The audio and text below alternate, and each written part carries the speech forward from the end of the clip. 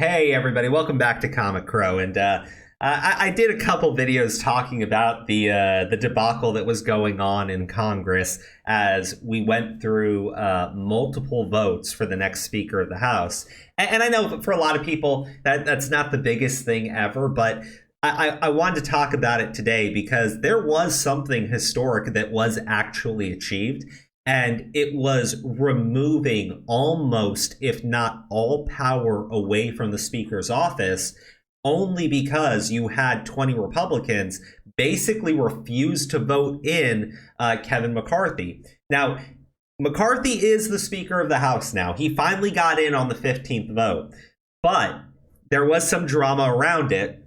And also, just to clarify, because I don't like McCarthy. I think he's a terrible person. I think he's a terrible politician, but most politicians are terrible, so I guess that's on brand.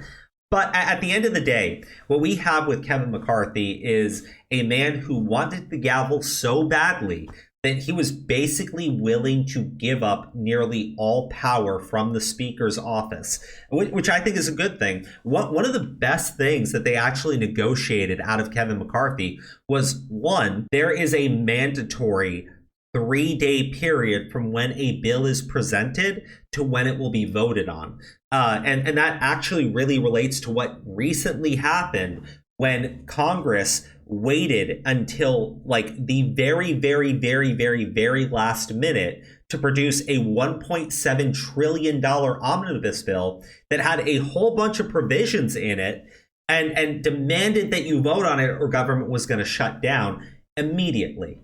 Well, they can't do that anymore. The next time they try to put together the funding for 2024, they'll have to wait 3 days. And in those 3 days, people will be able to actually talk about it. And Congress will actually have to debate what are in these bills. They can't just shove it down your throat. I think that that's amazing. A couple of other concessions, like you can read a more like political article on it, or watch somebody that's far more knowledgeable on how things work in the Congress than I am. But because you had these 20 people flat out refusing to vote for McCarthy, while at the same time saying that they never would, so McCarthy would have to just give them literally everything, including full subpoena power, right? There is no limitations by the Speaker now.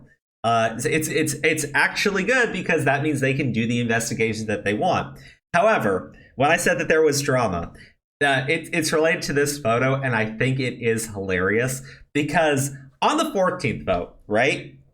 On the 14th vote, they were expecting Kevin McCarthy to finally get all of the votes he needed, but Matt Gaetz, who refuses to vote for McCarthy on principle, just voted present. Now, this means that they needed less of a threshold to get McCarthy into office, but because Matt Gaetz was voting present, they needed literally one vote, and he upheld it. So they went to go talk and have a conversations with Matt Gaetz, and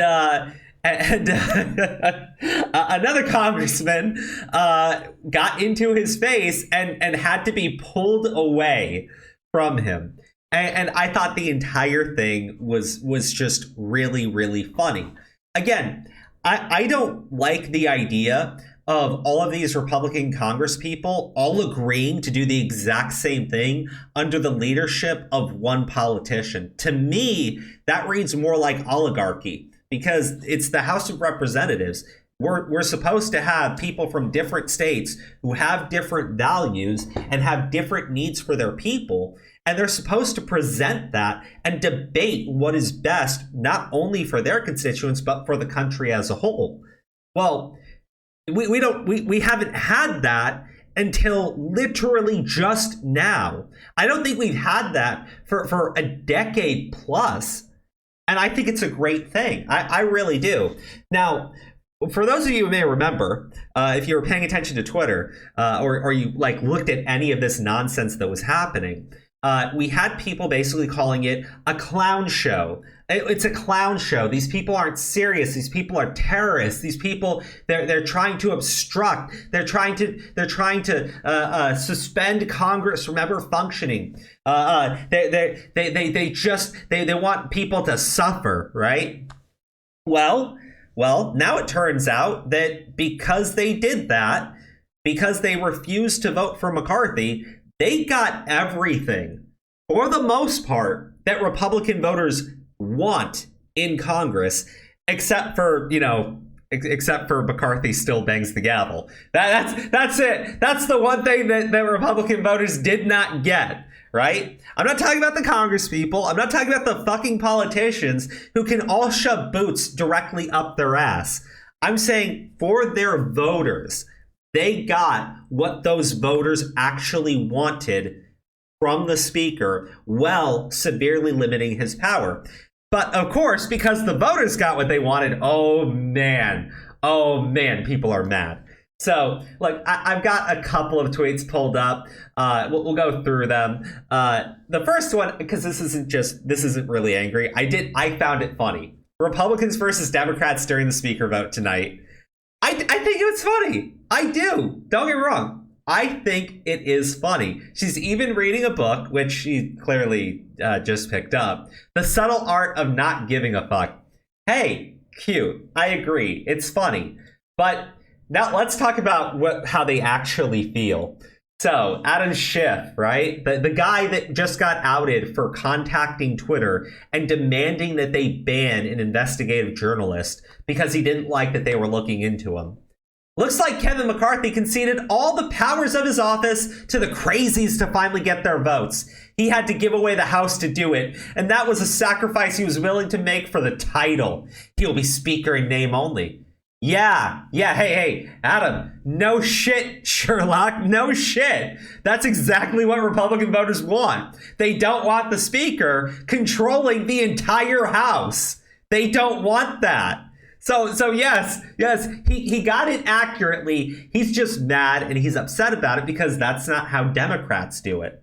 Actually, let me talk about another concession. I think it's kind of big, and maybe you guys don't. When the speaker starts to abuse their office, abuse their power, abuse the power of the gavel or whatever, they are required, if you have an issue with it, a vote of no confidence. Now, under Pelosi, they raised the amount of people you need to get to sign on board to that to 100 different congresspeople. Meaning, if the speaker is acting in a craven way, well, you need to get 100 of these Democrats together, from the socialists to the blue-collar Democrats, meaning it would never happen. On the Republican side, you only need one.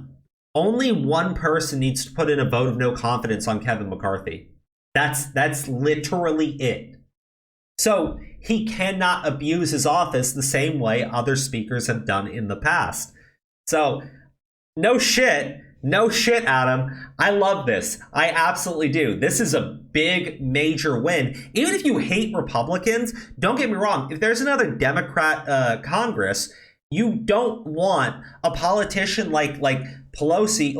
You don't want another politician who, for the most part, doesn't agree with any of your values, but just has the D next to their name, controlling every single person in that building. You don't. It's bad when we do that. So, next one.